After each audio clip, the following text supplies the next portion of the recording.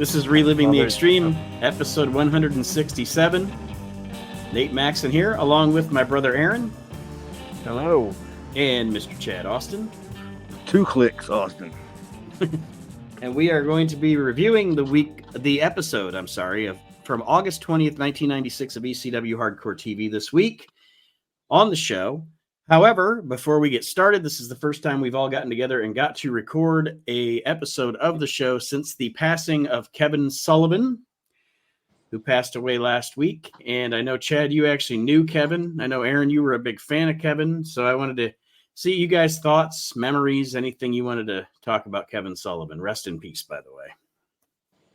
I knew him. Like, I dealt with him most of the time in ECW. I mean, that was most of my dealings, which was it was none of them were bad at all. I mean, the best dealing I ever had with him was not having to work him. Because the very first time that the lights went out, like the power outage ever happened, it was during me versus Kevin Sullivan. I couldn't have been so thankful. Because no tree of woe for you. No, I knew the whole time going to that ring, I'm just going, oh, woe is me. A tree of woe is me. And we got out to because the only reason why he booked me with him is because he liked me. Mm-hmm. And I was like, well, it can't be that bad. He likes me, but he liked everybody. And then I saw what happened to everybody. He's a big fan of Wayne Kanemaru. I saw what he did to him. So we got out to the ring, and I'm just sitting there going, man, this is just going to be brutal. I just know it. And then all of a sudden, just seconds before the bell rang, the lights went out. And I was thinking, me and him, neither one of us knew whether it was planned or not planned or anything. So we just stood there in the dark. And then Paul didn't know what was going on. The lights came back on. Lights went back out again that quick.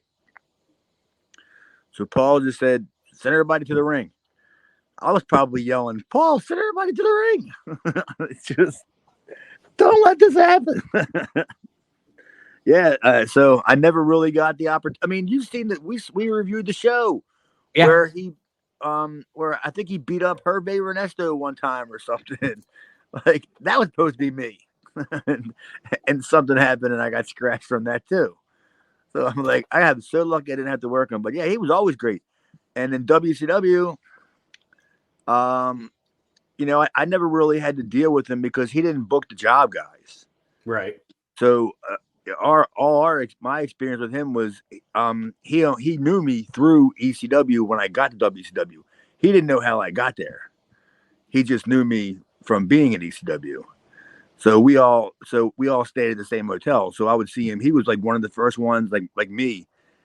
One of the first ones always down in the lobby for breakfast, like the banquet room. So we'd have coffee and just kind of bullshit, and he'd be like reading the paper or something, and then he would just ask me like, "How's it going?" and whatever. But yeah, I mean, it was never anything. We never talked about wrestling, even though I wanted to. I just didn't know how to.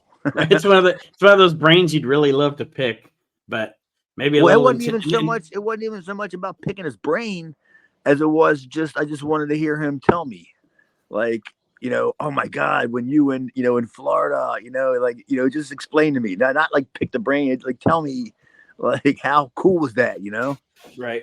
You're you always hear people tell the stories about how great the Mobile, Pensacola territory was, because you're on the beach all day long and you drive an hour to a town, you work for about an hour and a half, do a show, whatever, and you're back home by 11 o'clock. That's how it was for Sullivan in Florida. But yeah, great guy, man. Nice as could be. Wasn't very tall. Do you have any specific, if I was to lay out Sullivan's entire career in front of you and say, do you have any specific, your favorite time in his career? Is it Florida? Is it, It would have to be Florida. Because in Georgia, he was a babyface. 79, 80. when he was like teaming up with like Tony Atlas and stuff like that. He was a baby face, and he was vanilla as vanilla could be, and probably around I guess it was probably 82 is when he really started to like get traction in Florida. When he turned Jake too, that was also a great angle. When he turned on Christmas night, when he turned on Dusty, not turned on Dusty, just beat up Dusty with Santa Claus. That was the Loser League, I think, wasn't it? I think so. It was Loser. It was Loser League Sullivan, and it was the first Loser League town Dusty had, where it was him and Sullivan in the cage, and Santa Claus came out like during the match and was handing out gifts, and then he got into the ring and didn't he do the chloroform gimmick on Dusty or something? Yeah, is that what it was? Yeah, I know I've seen that before. Yeah, that was like Christmas. That was like Christmas night, like 82, because Dusty was heading back to the Carolinas. But yeah, Sullivan's always been one of them kind of guys that you could probably go your whole life without knowing how great he was until you really start talking about him, you know? Like, you're not going to just bring him up in a conversation unless somebody else does. You're like, yeah, you're right. Kevin Sullivan was pretty badass. Right, yeah. Because the Dungeon of the Doom, that shit stunk, but it really wasn't all his. I mean, it may have been his doing, but well, and from the perspective of a booker, if he's put in charge of keeping Hulk Hogan, keeping the cash cow happy, yes, some of that stuff was stupid, but it kept the cash cow happy. He did his job, you know, regardless of whether you think creatively it was that fantastic or not. He did his fucking job. He did what was asked of him, and he did the best he could with it. No, that stuff was all fine. I'm talking about the actual playouts of like the setting, the background. Yeah. There's no Hulkamaniacs here. With the fake dungeon and the smoke and you know what I mean? The cave, like that. You know, that wasn't his doing. I always thought that wouldn't have been a terrible, like, the Dungeon of Doom wouldn't have been so bad if it wouldn't have been for that backdrop. If it would have been like it was in Florida, where he just had this, like, you know, motley band of misfits. Oddballs. Yeah, this crew of oddballs or whatever, it would have been fine. But the minute they started putting it in a cave and fucking exploding ice bricks and shit, it's like, what's going on? Yeah, who was going to mess with any of them guys in Florida? Any of them. I mean, you might want to pick on Sullivan because he was the smallest, but he'd beat the shit out of you. You definitely weren't going to mess with Mark Lewin because he don't know what the hell he's doing. He's like a white Mustafa. and damn well sure you weren't going to mess with Bob Roop. You know, I mean, you weren't even gonna mess with Luna. Like, leave her alone too. Her ass. Yeah, dude. I mean, and then sometimes you could even throw like King Kong Mosca in there, you know, or like, did you want to mess with any of them guys, you know? And heavens forbid you got the eyes for Nancy. I was just gonna say one of the oddest pairings ever was Satanic Kevin Sullivan and Dory Funk Jr. Was that in Florida? I think so. I think it was. Yeah. Cool. I gotta go back and look at that. It was like I don't know what I was watching. I don't know if I was watching actual Florida or if I was watching like one of those Mid-Atlantic shows where they show footage from Florida or what. But yeah, they definitely had a little Kevin Sullivan, Dory Funk Jr. alliance there for a bit. And I was just like, well, that's weird. I have to think that was out of necessity, like a common bond kind of angle, because it had to be Dusty, right? Yeah, you know, it had to be something to do with Dusty, so it had to be like like strange bedfellows, or like we both don't like Dusty. Like, but yeah, that's great. How do we keep the audience from falling asleep while Dory's out there? Oh, let's give him Kevin. But what I was thinking about the other day when I read about it or whatever was being a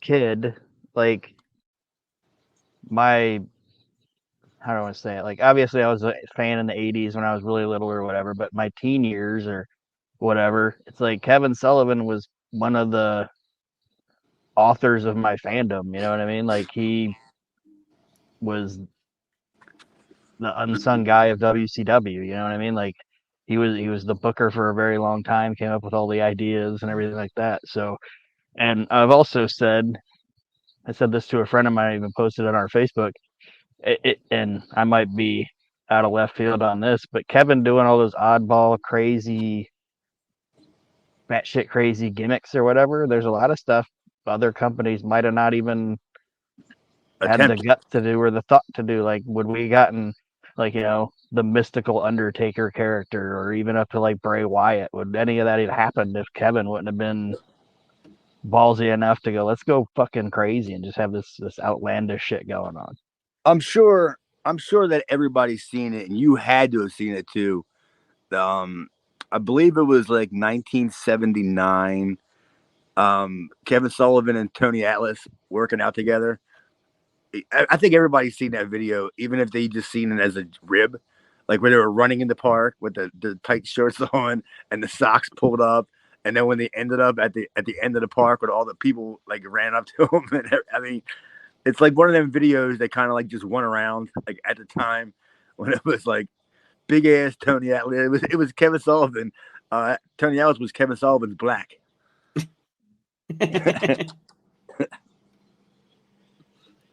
But that was a classic video. Yeah, Kevin Sullivan, was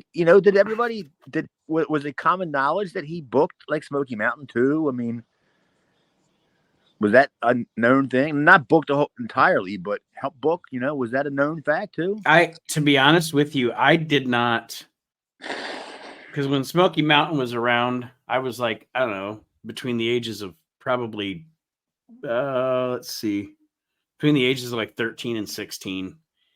And I didn't see it except for when we would go visit our grandma in Tennessee. She lived in Knoxville, so we would get to watch it while we were down there. But anyway, I did not know that Kevin Sullivan was involved that much in Smokey until much later when I started listening to Corny's podcasts and him telling stories. Oh, he covered all that? Was that recent? No. I mean, I know it's been. I know he's talked about it on the drive-through before when talking about Smoky Mountain, but I, honest to God, couldn't tell you an episode. Yeah, I'm all over the place with Cornette. I mean, I just pick a random show and I don't know what's new. It doesn't really matter what's new. You know what I mean? Right. Because half the stuff that he talks about is already a week or so old, or if you catch him on a new show, 3 or 4 shows are already one past that you got to think about what he's talking about. But yeah, I mean, I just like hearing his reviews of it anyway. But he did like his butcher attempt at Kanemaru on Smoky Mountain is legendary. I mean, you've seen that, right? Yes. Oh, I mean, God damn. Did they they may have did it in some markets. X that out, block that out. Because I think I have both versions of it. Okay, because most of what I've watched on, there's a guy that has it from beginning to end on YouTube, so I just watched it on his channel, and I don't think it's blocked out on that, whatever that broadcast was. Yeah, I think I have it. I think I have both versions of it, where I think they put like it was like the black. It was not the whole screen went black. It was just a black line, like a big thick black line through most of the screen where you couldn't see anything, but you saw enough that you knew, like right when he started bashing him in the head, and then he really started to gush. And then all of a sudden they're like, "Oh shit, we gotta do something about this. This guy is a mess here." And then you can kind of see Sullivan's little stubby arm, kind of like still like jabbing him and stuff, and you're just like, "Oh." And then I think the black thing went off when they were like carting him out of the ring, and you're just like, that poor guy. God, not to be heard of again. But he came back, as far as I heard. Came back recently too. Not Kevin Sullivan. No, he didn't kick out this time. But yeah, I mean, where would you rate him as far as great minds, though? Would you put him up there with Ole? I guess he's top 10 he's maybe top 5 for me. Okay, like Aaron said, watching all the stuff that I watched, obviously other than WWF because he was never there, but other than WWF, watching all the stuff that I watched when I grew up, and as I watched over the years, there's so much stuff you don't even realize he had his hands in. That's what I'm learning. A lot of stuff that I didn't know. but he was in WWF. Oh yeah, way back. Yeah, he debuted in Garden in like '74, I think it was. Because they showed that on his tribute thing, and I was like, yeah, I've seen that. Actually, you know what? Now that you mention that, I think that show's on Peacock. It is. Yeah, I thought so because I know I've seen it. Yeah, it is. I think it was like 1974, I think, or it was definitely early to mid 70s. And you can imagine why, I guess, Vince Sr. or even if Junior was around at the time, didn't use him. You know, because he was small and, Steve Travis, like, I guess you could say, something like that. Yeah. But yeah, it's he was only in his 70s too. I was shocked about that. 74, yeah. Yeah, because I'm 52. And I'm like, this guy was only 20 years older than me? Like, I thought I was watching him when I was a little kid. You know what I mean? Like, I thought he was like in his 40s then. How could this guy only be like 74 or something? Wow. Yeah, what a great mind, man. And what a great life. Mm-hmm. You really can't say the guy had a bad life. I mean, he lived in Florida 90% of the time, And let's not forget, just for the record, only pro wrestler in the history of the business to kill a monkey on live TV.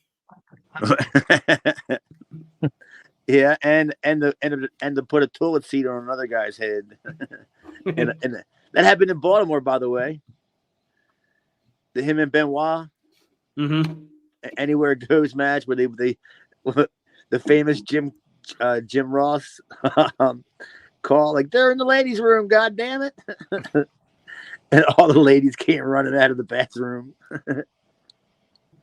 Yeah, it's a sad loss, but he had a great life. I mean, I'm sure the guy never went without a paycheck. I can tell you that. There's no chance that guy didn't go without a paycheck. Mm-hmm. He's just one of them guys where he didn't give a shit if Corny was making no money or whatever. He was getting money. Yeah. Somebody was paying him. He wasn't going to. Oh, I remember when he used to book Knoxville in the mid 80s. Like, Knoxville wasn't really a territory at the time. There was nobody running here, but he ran, like, he lived in Knoxville, not too far from where I live now, like really close to where I live. The TV studio down the street from here, he had a setup there where he would show like old Polynesian pro wrestling matches from like Hawaii and California and different matches like that. Yeah, and I remember like it was one of them that may be one of the highlight reels too, where he bashed like the glass vase over his head. Did you ever see that video? I don't think I've seen that. Yeah, that was from Knoxville. But yeah, he lived not too far. Like, I didn't realize actually where I live now. I didn't realize how close I lived to Kane too. I could probably stop over there one day and see what he's doing. His driveway, I saw an aerial picture of his driveway, and the dude better have like an Exxon on it, and halfway down his driveway, you're gonna run out of gas if you're on E going to his house.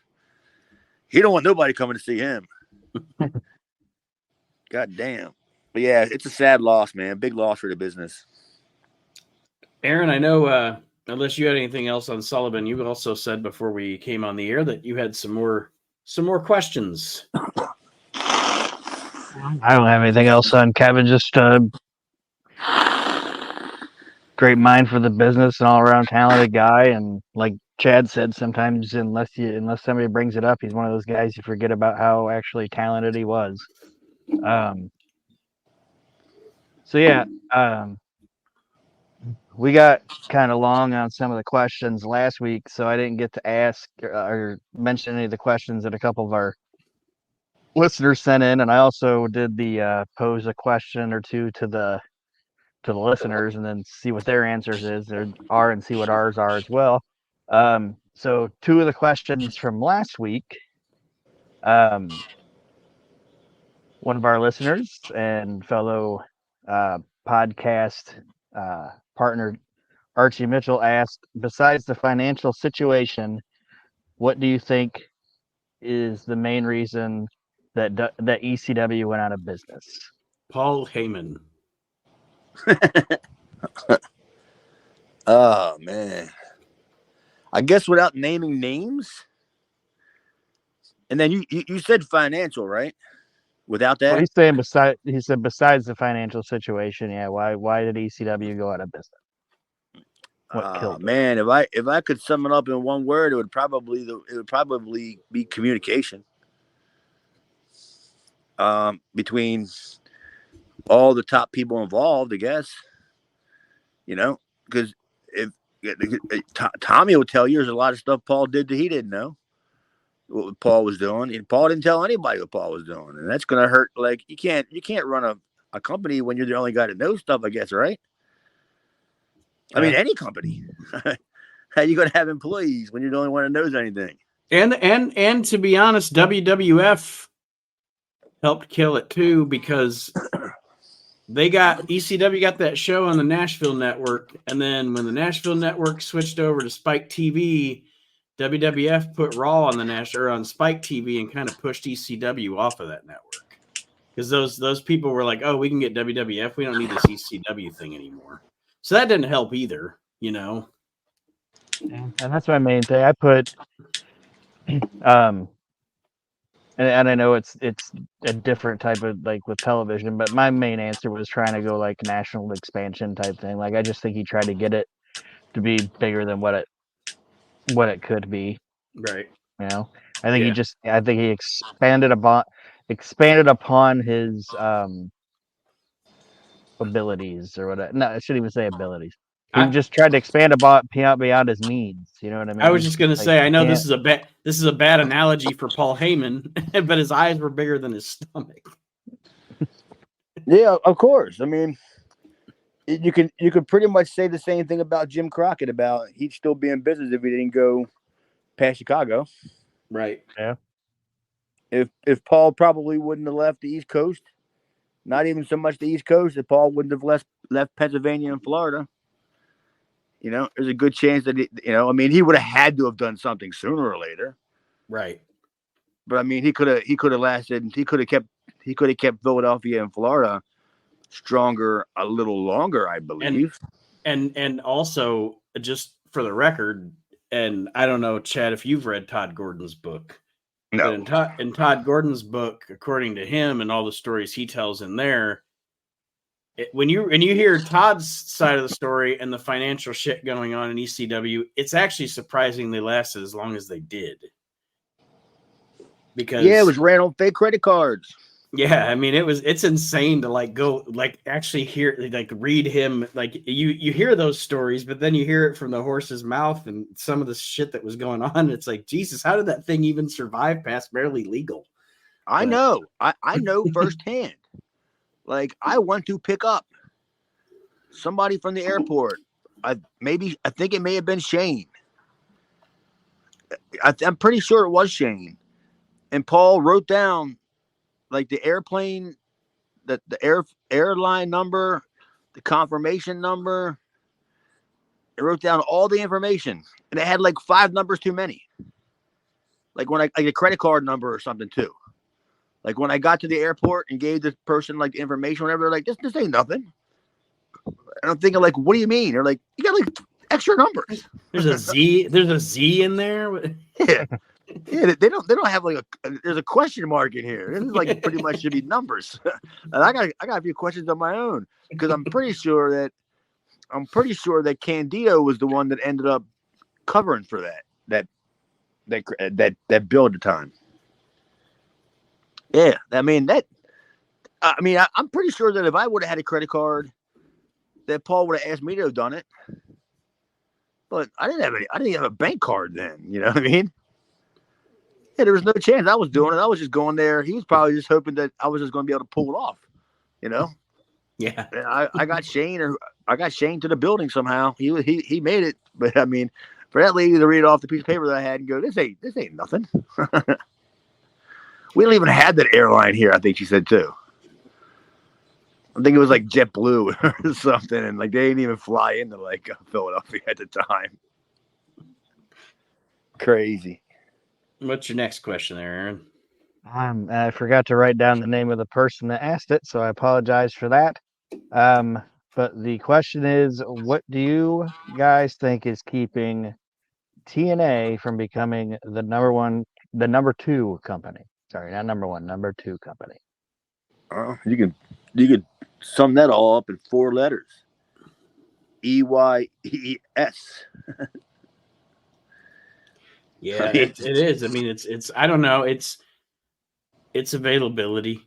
It's availability. I think that it's become like if you went and asked the average wrestling fan, I mean, you look at the drop off just from WWE to AEW, the drop off there. Then you go down to the drop off from WWE to TNA. Like you actually ask the average wrestling fan where they can watch TNA, and they'll be like, I have no fucking idea where I could watch TNA. Yep. I got. This is the God's honest truth. I'm not making this up at all. I have access, right? And it works for me 90% of the time. It's on. I can watch anything that's on there, concerts, any of that nonsense. And for the last 6 weeks, I have not been able to watch TNA. The first 2 weeks of the 6 weeks that it was on that I couldn't watch it, we had storms. Mm-hmm. So I was having satellite issues because the satellite will go out when you have storms, no big deal. But then I noticed that I had every other channel, but access, and it would only go out between 8 o'clock and 11 o'clock. So I missed TNA and I missed New Japan. And it's been 6 weeks in a row. 11 o'clock on the dot, it comes back on. And I'm not making that up at all. It's a God's honest shoot. And I can't figure out, maybe it's my satellite. I don't know how they pay to be on or something, but it goes out every single week at 8 o'clock. My reasoning would be for the longest time that company was very schizophrenic. It didn't know what it wanted to be from 1 month to the next month, and it was just kind of unstable. And honestly, I think it got to the point now where that company isn't worried about, like people talk about, like, hey, how's that place still in business or whatever. I will give them credit in the fact that I don't think they are worried about being number two or being this or being that anymore. Oh, they should be worried about that. I think they're just comfortable being whatever they are, and it's actually worked out for them, because if they were still trying to be number two or beat WWE, they wouldn't have the deal they have with them now. So yeah, that's just what I think it is. Believe me, there's no chance during any of these booking meetings anymore that anybody's bringing up how the hell are we going to compete. There's nobody doing that. You know what I mean? Right. Yeah. They're just happy that they still have some sort of an outlet. I mean, let's be honest. Their viewership it borders around 100,000 people a week. It's in a good week for TNA is like 160,000 people. They actually might be able to get better viewership if they would just strictly go on YouTube. Because I'll be honest with you, I don't watch TNA, but I watch OVW every week. It's on YouTube. I just watch it on YouTube every week. Yeah, NWA. Mm-hmm. I don't even have a CW channel here, and I still watch NWA because it's still on YouTube. I mean, I'm behind. I'm weeks behind, but yeah, I still see it. But yeah, forget about even trying to be on any. If you're not going to be on a real channel, then why even bother, right? I don't want to be on on a lame duck channel. I'd rather. It's embarrassing to tell people you're on that channel, right? I guess it is. Oh, the same channel that has Sammy Hagar on the road and Bong Appetit. Yeah, let's get on that channel. They're better off just staying in Canada where they're at and putting it on real YouTube, quick, like you said. The 2 questions I asked our fans, then I was see if you guys want to answer. If you don't answer right away, that's fine. It's because it's off the top of your heads. but I put we're going to focus on the negative this week. I asked some of our listeners, and only 2 people answered, but whatever. Who is your least favorite ECW star of all time? Okay. Peter Winters says Danny Doring. He's the worst. Just the least. The least of the least is Danny Doring. And then Archie Mitchell says it's Tony Mamalu. He hates Tony Mamalu. Can't go wrong with either one of them, honestly. Yeah, I was gonna say, hey, I can't disagree with either one of those. Yeah. I don't mind Danny Doring. Probably for me, it's probably Val Puccio. Oh, dude, you beat me to it. I was trying to figure out a fat way of saying it. I gotta give him points for giving us at least something comedic to talk about. But yeah. Big Val. My answer is the answer that it'll always be, and I'll never be able to explain why I don't like the guy, but it's Chris Michaels. Fucking hate that guy. Well, you all know why you don't like him. Fucking Bullwinkle. Yeah, that's why you don't like him. It was just the push over the edge for it. It was a stupid retarded Bullwinkle thing. But you were so happy he lost the Loser Leave Company match that he wasn't even involved in. They just told him he lost the Loser Leave the Company match. So at least for this episode, the 4 worst are Val Puccio, Chris Michaels, Tony Mamaluke, and Danny Doring. And then trying to keep it on the negative side, I asked our listeners who they thought were the biggest, because last week I asked, who do you think the most successful to ever leave ECW was? This week was who was the biggest disappointment to leave ECW and go into the big 2. Archie said it's a tie between Mike Awesome and Thjs.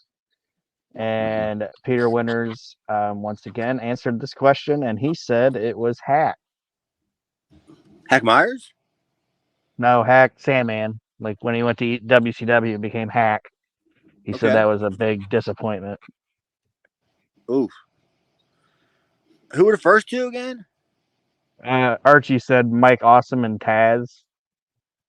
Well, they were both.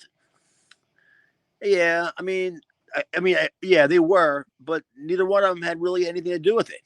I mean, it wasn't like their fault, Yeah. Mike Awesome didn't care. He didn't want to be there. And Thjs, I don't think Thjs wanted to be there either. He was just there because Paul wanted him to be there for ECW. So I don't think either one of them really cared, honestly. And I'll say where I disagree with Thjs is the same shit I brought up from last week. I'll disagree with Thjs because I think Thjs did have, even though it became a broadcast career, he did have a great career after ECW. He found his niche. Mike Awesome. Public Enemy. Yeah. That They were a disappointment in ECW. They were a disappointment in ECW. But for me, I'll say this, and you guys can tell me, I'm out of left field here or whatever. But when I think disappointment, I think I thought this person had what it took to have a sustainable, really good career on a national stage after ECW. Like, say, we were talking about last week, a good job, Rob Van Dam. The guy that I thought was going to be bigger after his run in ECW that it never worked out was Jerry Lynn. Yeah. Yeah, he just never, he had a little short cup of coffee in WWE, and I know he did some stuff with TNA and stuff, but I thought he was going to have a bigger career after ECW than he did. I think injuries pretty much prevented that. I think just the wear and tear, and plus Jerry's older than we think he is. Mm-hmm. Yeah, I think as far as Jerry goes, it's probably. Yeah, I wouldn't necessarily use a letdown. He just came. He came around. He was in the business way too sooner than he should have been. If he would have been younger around ECW, I think he would have had a way better run. But I mean, he went on to be an agent. He's an agent now. He works for TNA. He works up there. Okay, whatever. So he's not in the business anymore. Something like that. Yeah, he's a good guy though. He's a fan of mine. I tell you that. He loves this. My answer would be, and I think it was just a guy going for the money and the company thinking they knew what they were doing, and it was probably Kevin Sullivan pushing for it to happen. But when Sabu went there and when 95 or whatever, it's like, this is never gonna work. No, it was never going to work. Yeah, it was just kind of a letdown of these two. One of these two things are not like the other. They're not gonna work. And I wonder if Sullivan had anything to do with the broadcasting of the Sabu match in WCW. They didn't know what the hell they were doing. Like the commentators, they were just watching it like the fans were going, I don't know what the hell is going on here. I mean, this guy, like Schiavone, acted like he never heard of the guy, which he may have never heard of him. Or like whenever he's breaking like tables and stuff, and like they were calling him like stupid. Like because he was like breaking tables with nobody on him and stuff. And they were making fun of him. And then they put him in the ring with Alex Wright, who's gonna have no fucking idea how to wrestle Sabu at all. You know, like this guy who the only place he's ever wrestled is WCW. You know, and you put him in the ring with, okay, you're gonna go out there with this guy tonight, and he looks like a fucking deer in the headlights. Just what the fuck am I doing right now?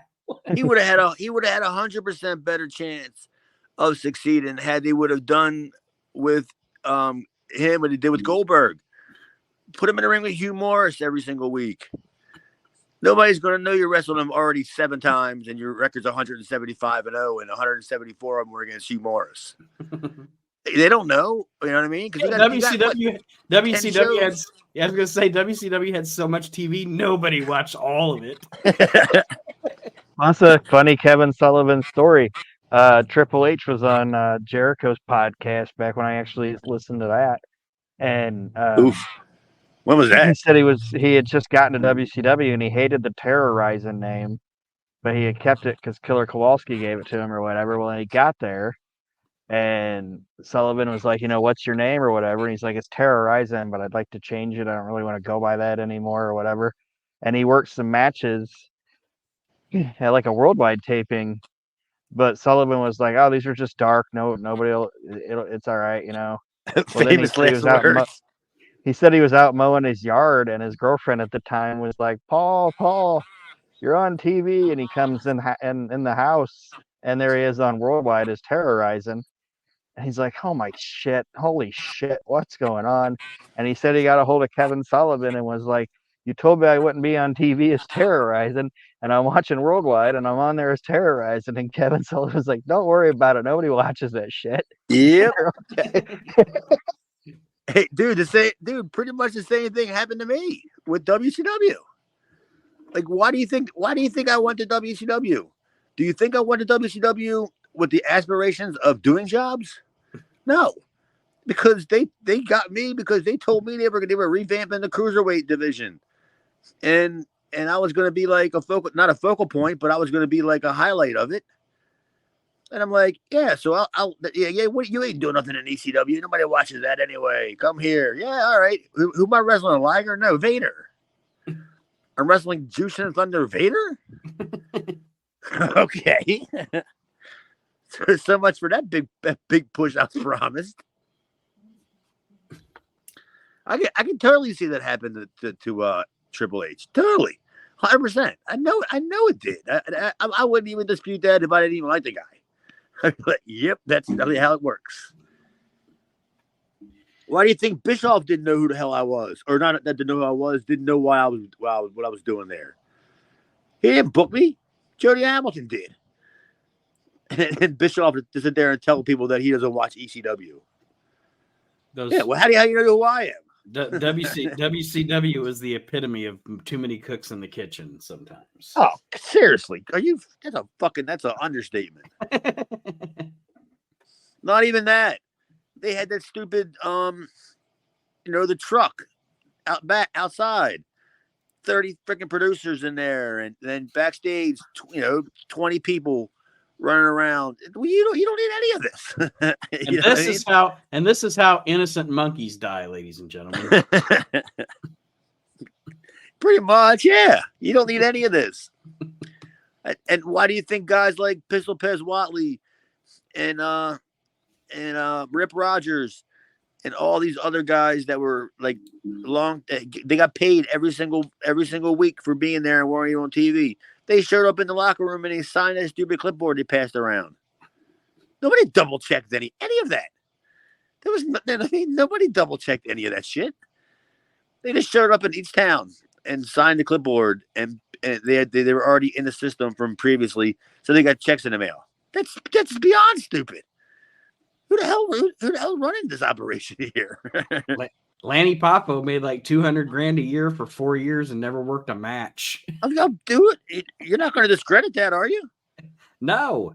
God bless him. God bless him. He's a genius. The company didn't know what they were doing with 2.5 minutes. The company didn't know what they were doing with anything.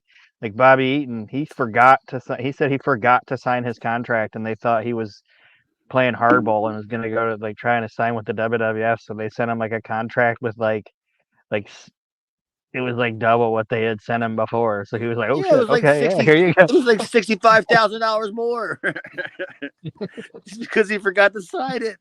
Because he forgot. Fucking stupid. God, but when they forgot, it was even like that back in the 80s too, or early 90s when they forgot that they had Iron Sheik and his contract rolled over. So they had to pay him for like another 2 years. And that's just the people that we know about. Yeah. Imagine all them people. Like I said, the Pistol Pez Watleys, Iron Sheiks, Rip Rogers. I bet Cougar Jay's getting a check to this day. Sure. Lenny Lane. all these jabronis are Ranger Ross. Oh, he's dead, isn't he? I don't know. I think so. I think he died he's probably still getting checks. Mrs. Ranger Ross. They should get bereavement checks. Somewhere in some locker room going around, there's a clipboard that says WCW payroll. All you got to do is be lucky enough to show up at an independent show in Atlanta, and you can get $500. All right, Aaron. Anything else? Anything else from our listeners before we get into the review of the show? No, TV show here. That was it. I guess you'd call them clipboard guys. They'd be like what, the Peachtree Mafia?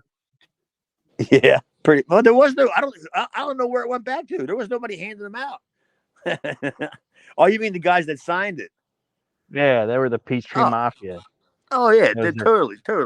Somewhere, somehow, right now, there's still one office in Atlanta, Georgia, and Bill Bush is there sending out checks every week. I do not doubt that at all. He's the only employee, and he's just sending out checks every week to Mrs. Ranger Ross. And yeah, because Ted Turner's still in his fake office up there. And anytime he has a question, he just calls fake Ted Turner the boss, and Ted Turner just says, "Yeah, it's okay. It's okay. Go ahead and pay him." WCW is still around, right? Billionaire Ted. Fucking stupid. So now we'll get to the point after 40 minutes, and we'll go into this episode of ECW. It won't take long, though. Not that it was bad, but it's kind of a one-match show. One match and then a couple of angles. August 20th, 1996. We get footage at the beginning of the show of a match between the Gangstas and the Eliminators for the tag titles. Cronus, they set I couldn't remember if it was New Jack. I think it was New Jack up for the total elimination. But Cronus accidentally kicks Saturn instead of New Jack, and the Gangstas win the tag team titles. I thought it was a cool finish to the match. They didn't show much of the match at all, but the promo after with New Jack. I love this promo. Oh, yeah. Yes. New Jack cuts a promo discussing how his sister's son. Excuse me. Fuck her. Fuck her. That ECW money wasn't doing shit for your sisters. You're just stupid. I sat there and just giggled the whole time. The tears. That's what I have here. The gist of the promo. New Jack talks about how his sister's son essentially was killed by a stray bullet during some gang warfare in the projects. So he needs to get the money from being ECW Tag Team Champions to get his family out of the projects. What I wrote down here is non-threatening New Jack is not appealing. No. Dude, way before GoFundMe Jack, it was stupid. Like everybody who's watching ECW in 1996 that isn't smart enough into the business to know that, when people used to say when they were the champions, there was like an extra $30,000, whatever, to their annual earning. There was, no, there wasn't. There was, what I mean? You weren't getting paid anyway. So being a tag team champions was not burying your dead sister's brother or whoever it was. So the whole entire time I'm sitting there going, just shut the fuck up. Stupid. Yeah, I'm not a fan of warm and fuzzy New Jack. Oh, poor woe is me. What about all that bounty hunting money you put up your nose? All that other yeah, go fuck yourself, New Jack. Aaron, do you agree? It's a dumb angle. It was a dumb promo. I hated them more after this promo. The video was cool, I thought. Was the video cool or was it the song? Well, the song it's in the ghetto by legendary rap mogul Patrick David Wilson. I looked that up. I love that song, dude. Yeah, that's Patrick David Wilson. I figured out a way to put it on my Bluetooth in my car when I'm driving through the Knoxville hood, just so people know that I'm down. Because when you think about asking a guy about what life is like in the ghetto, you look up Patrick David Wilson. Yeah, a white guy. What a schlemiel. So yeah, they show a Gangsta's video. They showed Joey Styles discussing the Gangsters winning the titles, and they will defend against the Eliminators again inside, I believe, a cage match with weapons. I don't know what they're calling it, but it's a cage match with weapons. They always come up with Born Killers match. Yeah, they always come up with a different name for the match, but it's always the same thing. It's just a cage match with weapons. They called it the Natural Born Killers cage match. It's okay. Yeah, man, they called it. It obviously was a one-person booking meeting. Right, to come up with that name. There was no clipboard going around the locker room coming up with names for that match. Plus, it's like what that movie came out 93. Like, it wasn't even like relevant anymore. I don't think. Well, I think it came out in 94, but still, you're right. No, it wasn't relevant. Neither was the song in the ghetto. They then show us the story of what's going on with Gary Wolf, Shane Douglas, and Anthony Durante. Shane Douglas cuts a fan cam promo about, because apparently, we're going to have the Requiem for a Pitbull event coming up, which is the tribute to Gary Wolf. And Shane Douglas cuts a shitty, not shitty like bad, but he's being a shitty heel. Cutting There's promo. some good jokes in there. Oh yeah, this was a really good promo by Douglas. Oh, that was like, it was definitely a good promo by Douglas. It's like why does he get a celebration? He already gets all the VIP parking spots at the grocery store. I love that. That was so funny. Even Francine's joke was funny, where she was like, "What's this?" And she did like that with her mouth, and she's like, "It's Pitbull. It's Gary Wolf driving." Like, it's like, even that was a funny fucking joke. Dude, I was reaching over across my table to get a beer out of the refrigerator when he said that line about the parking spots, and I just literally busted out laughing, like, oof, good God. He even took the dig. Shane was great. He even took the dig at Magnum TA during the promo. Yeah, seriously, yeah. Oh my God, that was a great promo. He said, "You're a modern day Magnum TA. You're gonna come in taking money from me and the other guys." And he's like, "Jesus Christ, man!" Dude, Shane was today. How could you not hate Shane? I mean, hate him wrestling wise, But how could you not love him for this promo? But I mean, if you still believed in wrestling, you definitely know Shane was a heel during this. Good God, he killed people in this promo. But yes, that is all. All of that is to set up our next segment, which is Joey Styles in the ring. Joey did really good during all this too. His selling, and he essentially brings the pit bulls out. He talks to Gary Wolf about his injury because now we've gotten the I guess you call it iconic image of Pitbull #1 in the halo. And Joey's very somber. Joey does a great job here. And the best thing that he did to me, was when I don't, was the expression kill him or kick his ass or something, but when Pitbull 1 tells Pitbull 2 to kick Shane Douglas's ass or kill him or whatever he says, Joey, before he leaves, actually walks up to Pitbull 2 as he passes him and says, kick his ass. Oh yeah, totally. Yeah, he said that. Yeah, I thought that was a nice little touch from him. That was good shit. Joey did a really good job helping this angle along. He totally made sure to make sure that it was still on mic, even though it wasn't supposed to be on mic. Yes. Yeah, and that's Joey Styles going above and beyond, getting the angle over too, getting Shane over, as the heel, because Shane's working his ass off trying to be a heel here. And how can you hate a guy even if the guy's as big as they are, the Pitbull, and he's in a halo? I could beat him up at this point. You got to feel sympathetic, and Pitbull #2 is kind of like, he's kind of an odd man out because he's kind of like he's trying to defend his brother. But yet Shane's always trying to get away from him and shit, where you can't do anything. You can't, you know what I mean? He's always getting screwed, trying to do the right thing, which was, it's sympathetic to a babyface, but how can you be sympathetic to somebody who's so badass like that? It's like, stop getting your ass kicked, Anthony.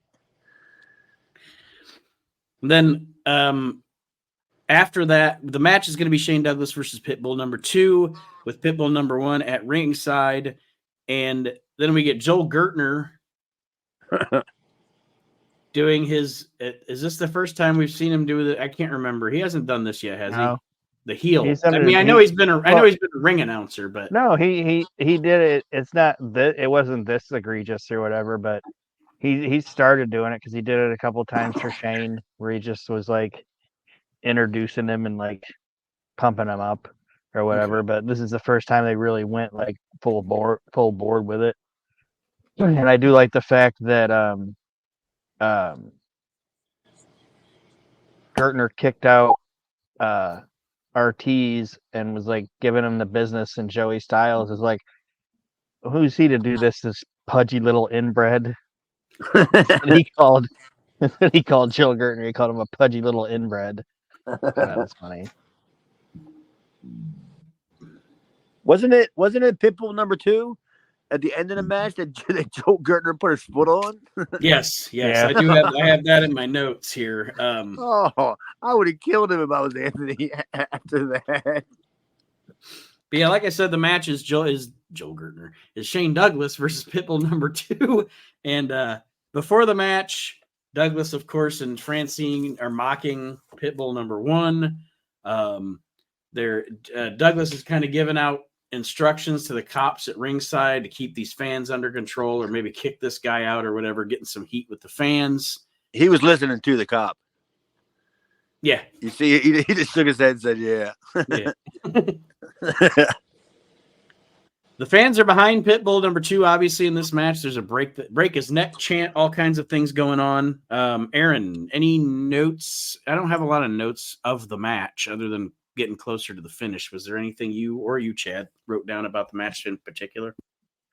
Well, I mean, the actual story of the match was that Shane couldn't beat him. Like, Shane tried everything in the world to beat him. I mean, he pulled out he was hitting him with everything. Everything in front of the ref, behind the ref's back. And when he wasn't hitting him with something, he was running. Like, yeah. I'll give him this. That match was perpetual motion and didn't have any really dead spots in it that weren't supposed to be dead, which would have been like when Pitbull 2 was like wrenching his neck or whatever. But The blood. Pitbull 2 once again Pitbull busted Peter. himself wide open again, which Yeah. is nuts. I had no idea when that blood spot happened either. I think it's when he smacked his. I think it's when he smacked his face off the concrete when he missed that move or whatever that he was trying on Douglas. So, Yeah, so it could have been Hardway. It was the segment of the match that it actually happened during, and whether it was intentional or not was when at one point during the match Douglas acts like he's going to go after Pitbull 1. Pitbull 2 comes to try to protect him and winds up face first, I think, in the floor or in the post or something. But yeah, that's when he actually. I don't know if it was intentional or not. He definitely. I mean, there was obviously blood planned based on the finish. Yeah, but whether it was Hardway or not was how. Right. That's the magic of it. I tell you what, Pitbull number 2 was so graceful. You ain't gonna see him on Dancing with the Stars. That would be something. That brings a question in my mind. Quick, Chad. Have you ever worked with anybody? Have you ever worked with anybody that preferred to get blood hard way? I know that sounds crazy, but I haven't because I haven't been in any blood matches. Okay, because it seems like every time we see Anthony Durante bleed, it seems like it's hard way. I don't think he's bleeding. And I was like, maybe that's how he likes to do it. I don't know. Yeah, but there's no guarantee of getting it hard way. Mm-hmm. I mean, you got to be stupid if your idea of getting it hard way is banging your head into a floor or to a steel post. That's ridiculous, even for a Pitbull. Yeah, it's like, look at the bump on his head. Yeah. He like I said, he is not the most graceful guy in the world, man. He ain't smooth as silk when it comes to his movements. But that pays off for him too, because he's over. Yeah. And he does, he works from underneath kind of in the last part of the match. Like the guy said, Shane spends most of the match running from Pitbull 2, but once he's busted open and bleeding, now he's vulnerable. Shane tries to hit him with a bunch of shit, and Anthony keeps kicking out. But then there was one spot that I particularly didn't like, and let me know if you noticed this spot too. It was when Pitbull 2 was getting ready to make his big comeback. Mm-hmm. Where I must not have noticed it because I just have the spots written down, and then Pitbull mounts a comeback here. Well, he was backing Shane down. He was just hawking up, and he was backing Shane down, and all of a sudden he started to fade. And then Joey made a comment about it must be the blood loss. But I was like, you made it this far that you got up, you hawked up, you pretty much pulled the strap down, Lawler. And Shane's running for his life. You take 2 steps toward him and you crumble. I thought it was weak because it didn't even look good. That's what I was trying to say. Mm-hmm. He shouldn't have been so strong from the get-go. He should have been weak on the whole entire hawking up instead of just hawking up and then all of a sudden right before you attack Shane, you fall down. Right. I see what you're saying. Yeah. They had a good idea, but it wasn't executed well. That's probably Pitbull's fault. I mean, that's they weren't that bright, honestly. They're both dead, right? No. Oh, they're bright. They're smart guys. There's going to be an episode of Reliving the Extreme one day that the title of it's going to be Gary Wolf finally actually died. No, he's not. But yeah, the finish comes with Francine. Francine giving Shane Douglas a weapon. Douglas uses said weapon belly to belly for the pin on Pitbull 2. And like Chad alluded to, the story they were trying to tell was that Pitbull 2's blood loss was the reason that he was not able to defeat Shane Douglas in this match. Again, good idea, maybe not the best execution. Yeah, I guess that's probably the best way of saying it. It was a good idea. Because if you're going to beat Pitbull 2, it shouldn't be you beat Pitbull 2. Right. Pitbull 2 should beat himself. Or, and not exactly, but you know what I mean. Yes. Yeah. And the only reason that he got any kind of, I don't want to say it, like the reason, like you were saying, Chad, like, this guy keeps losing to Shane or whatever, but like it's usually because he's coming to the defense. Like at this time, like his downfall was the fact that Shane tried to fuck with Gary Wolf, so his downfall came from getting distracted by that. You know what I mean? It wasn't like Shane powered him or whatever. He just got distracted because now this guy's trying to attack my like Tiny Tim tag team partner, so I got to go over there and do something about it. Yeah, at some point, Pitbull number 2's got to tell his Special Olympics buddy to stay in the back. you're killing me over here, and you ain't done nothing to me. Just the fact that you're out here is killing me. Good stuff, though, man. It was a good match. Yeah, and after the match, like Aaron said earlier, or did Chad, you mentioned the foot. Joel Gertner, while he's announcing Douglas as the winner, which is kind of funny because Joel Gertner's out here like sucking Douglas's ass, but Douglas doesn't care about him. So Gertner puts his foot on Pitbull 2, all confident, and then he gets beat up. He just leaves. Yeah, Shane just bounces. He's like, all right, I'm out. But he leaves Gertner in the ring, and as he's got his foot on the Pitbull 2, all of a sudden Pitbull comes alive. Yes, and then gives Gertner and the referee a super bomb off the top rope. He had to work for that Gertner one. God damn. He didn't work for the Pee Wee one though. Nope. Dude, he could have threw Pee Wee as far as he wanted to. He realized he only had about 16, 20 feet to throw him. Yeah, he could have damn near threw Pee Wee another 15, 20 more feet. He super bombed Pee Wee about the building. He super bombed Pee Wee to Newark.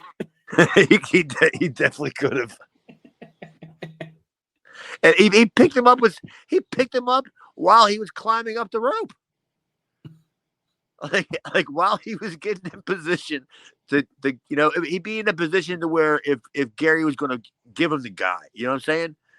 Like if he was already on the top rope and Gary was going to hand him the guy for the super bomb, he grabbed Pee Wee while he was going back to the corner, and he was climbing up the buckles with Pee Wee in his hands, and he just kind of put him up there and was like, "Oh, this is not going to be well for Pee Wee more. Pee Wee no more."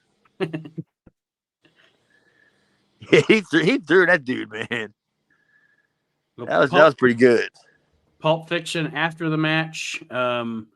I'll go through this quick, and then with Pulp Fiction, the best thing to do is for me to go through what we saw, and then you guys can comment. We have a Pitbull's promo. They're sad. A Shane Douglas and Francine promo. You said they're sad. Yeah, they're sad. They're sad Pitbulls.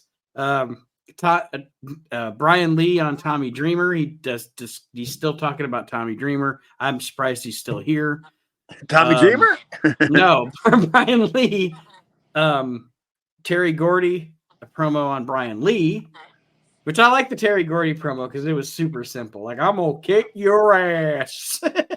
The thing I liked about the Brian Lee promo is that it's still in the back from like every one of his other promos. Do you think it was just one long promo? One long promo. That Paul just cut up for weeks? Because he's still in the back with all that junk in the background, and he's still back there bitching about Tommy Dreamer, who nobody's seen. The TV's been great for the last few weeks. We ain't seen Tommy Dreamer on it. He's still bitching about Tommy Dreamer. Brian Lee's promo is a summer sausage. Like, it just keeps cutting a little bit off, It's like, that was funny. I was just like, Brian Lee, enough of the Tommy Dreamer stuff. We have a Taz promo. We have a Dudley's promo talking shit about Devon. Those idiots dressed like Kiss. They're out there hitchhiking. Yeah, they get picked up by a pervert. It was probably Rob Feinstein. Yeah, who was it? Wasn't it Gertner? No, it wasn't Gertner. I have no idea who it was. It's just some pervert. Oh, I thought it was Gertner. Blue Meanie's too old for Rob Feinstein, Nate. Yeah, I thought it was Gertner, honestly. Yeah. All right. And then we get to have the final salvo in this silly New Jack story of the evening. He cuts the Got to promo get him a about tombstone. how they won they won the titles. He cashed the check. That's a lie. It didn't bounce. And then he gets attacked by the Eliminators, and they take his money. Well, he made just enough money to bury him, but now he's got to get a tombstone. Dude, he had like $60. The Eliminators did. He got enough to bury Malik, but now he needs to get Malik a tombstone, and I don't think it's gonna happen. And then you were talking about the pit bulls at the beginning of the thing being all sad. It's like these two dogs are so sad. Sarah McLachlan should have been playing behind them, and fucking goddamn Pitbull 2, he went to like the Tommy Dreamer Academy of Shitty Acting. He's just like, it should have been me. Should have been me. There's no way. Now we got put upon Pitbull. It's like, Jesus Christ. You had to have written that down, Aaron. Huh? That had to have been a joke you written down. That's Sarah McLachlan. I wrote down. No, I just thought of that. I wrote down this shitty acting joke, but it was fucking horrible, and it made them look like, I don't know, dopes. It made Pitbull look like a bitch. You know what I mean? Yeah, it did. Know. But go back and look at the money that the Eliminators had in their hand. It was $60. it was that's all that was showing was 320s. Yeah, next week they should show them with New Jack's money, like drinking Slurpees and buying hot dogs at the 7-Eleven. It really wasn't that much, but it did get us some fucking Funyuns and a couple hot dogs. And yeah, they didn't bury her. They just threw a bunch of junk from the back of the arena on her. That's how he buried her, next to a Brian Lee promo. One of these promos, Brian Lee's going to say something stinks back here, and it's not you, Tommy Dreamer. It's New Jack's sister. Fuck her too. But no, I didn't like the Pitbull thing. The rest of it was what it was. The highlight of this show for me was the Shane Douglas promo. I think that was the highlight. The Shane Douglas promo, and honestly, I like the whole angle with the pit bulls. And then I just have to give props just because I love the simplicity of the Terry Gordy promo. They were like, Terry, we want you to cut a promo on Brian Lee. All right, Brian Lee, I'm gonna kick your ass. I was like, that's all you need to do, Terry Gordy. There you go. Well, right before he said that, though, he let you know who he was, though. He said, Brian Lee. He goes, I'm Terry. He had to remind himself, I'm Terry Bam Gordy. And I'm going to kick your ass. Yeah, that was good. Oh, poor Gordy. Good Lord. God, it's hard to say anything bad about that guy. He's just so great. Yeah. Yeah, this was when he had that brain issue, though.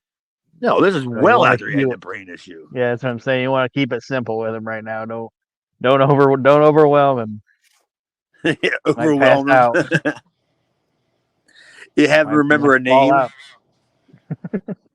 The only name he never forgot was Jack Daniels. I don't care how stupid he is. Well, overall, I'd say this was not a bad episode of ECW. It wasn't a great not even close. episode. It wasn't a great episode, but it was a really good episode of the show. I enjoyed it. I didn't get bored. I didn't have many complaints, much to bitch about. It was a good show. Good angles, or one good angle and match, and then the New Jack thing was silly, but I can no Tommy Dreamer, so he gets a higher mark in my book. Yeah, no Tommy Dreamer. No Dudleys, though. I'm disappointed about. Well, they had their little promo about Devon.